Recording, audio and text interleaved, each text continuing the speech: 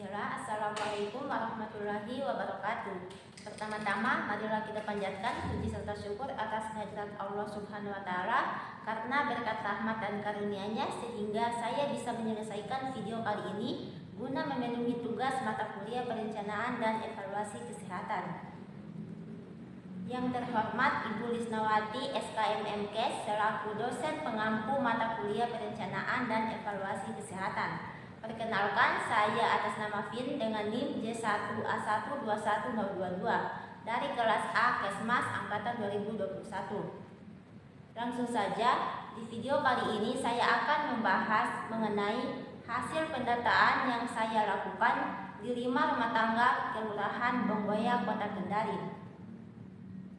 Yang pertama yaitu rumusan masalah. Berdasarkan hasil pendataan yang telah dilakukan, saya menemukan beberapa permasalahan yang ada di Kelurahan Bonggoya itu sendiri. Yang pertama yaitu masalah kurangnya kesadaran dan pengetahuan masyarakat mengenai tindakan yang dilakukan ketika sakit.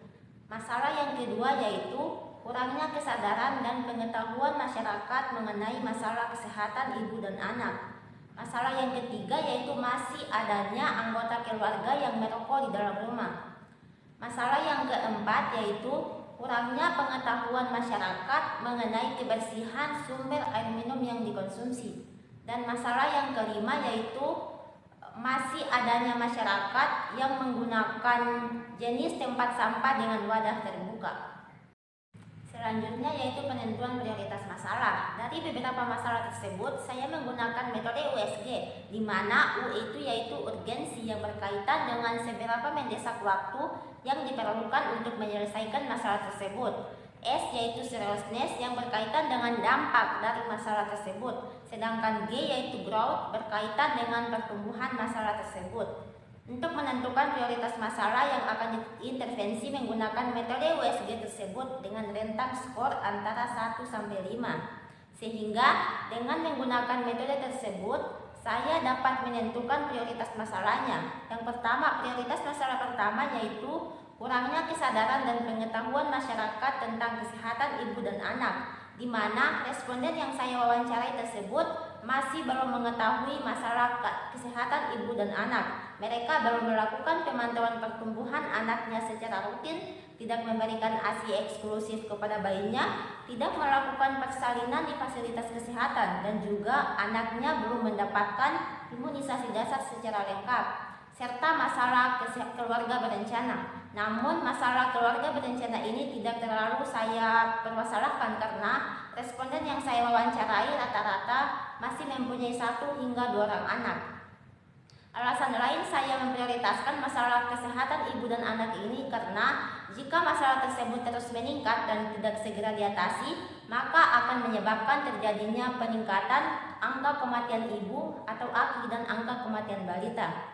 Masalah kedua yaitu masih adanya anggota keluarga yang merokok dalam rumah.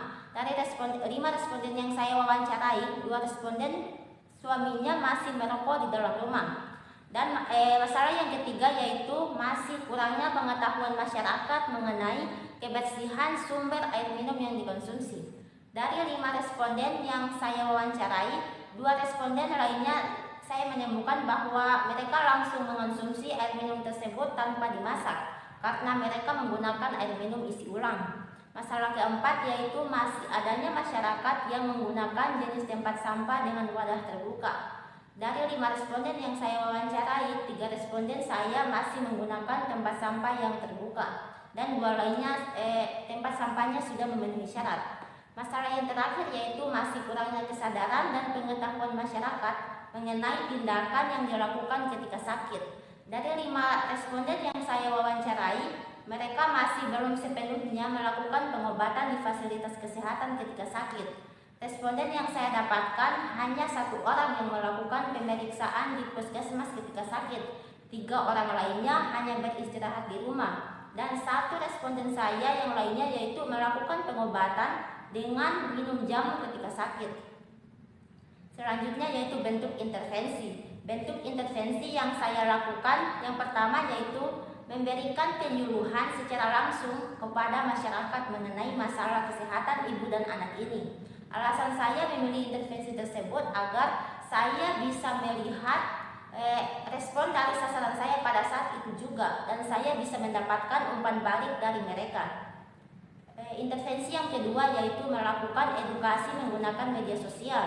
Alasan saya menggunakan bentuk intervensi ini karena media sosial, seperti yang kita ketahui, media sosial pada saat ini sudah tidak asing lagi di kalangan masyarakat, sehingga saya menggunakan intervensi tersebut. Dari 5 responden saya, rata-rata sudah mengetahui mengenai media sosial ini dan mereka sudah menggunakannya. Selanjutnya yaitu plan of action. Program yang saya lakukan yaitu penyuluhan secara langsung kepada masyarakat. Tujuan program ini yaitu untuk meningkatkan pengetahuan masyarakat mengenai masalah kesehatan ibu dan anak. Waktu pelaksanaan bulan Oktober tahun 2022, tempat pelaksanaan rumah 5 responden Kelurahan Bonggoya. Pelaksana saya sendiri, sasaran 5 responden masyarakat di Kelurahan Bonggoya, Kota Kendari. Target 60% masyarakat mengikuti penyuluhan. Indikator keberhasilan perubahan pengetahuan masyarakat mengenai masalah kesehatan ibu dan anak sebanyak 80%. Program yang kedua yaitu penyuluhan menggunakan media sosial. Dengan tujuan program ini yaitu meningkatkan pengetahuan masyarakat, khususnya para pengguna media sosial mengenai masalah kesehatan ibu dan anak. Waktu pelaksanaan bulan Oktober tahun 2022. Pelaksana saya sendiri, sasaran seluruh pengguna media sosial, khususnya 5 responden yang saya wawancarai. Target 80% masyarakat mengetahui masalah kesehatan ibu dan anak. Indikator keberhasilan perubahan pengetahuan masyarakat mengenai masalah kesehatan ibu dan anak sebanyak 80%.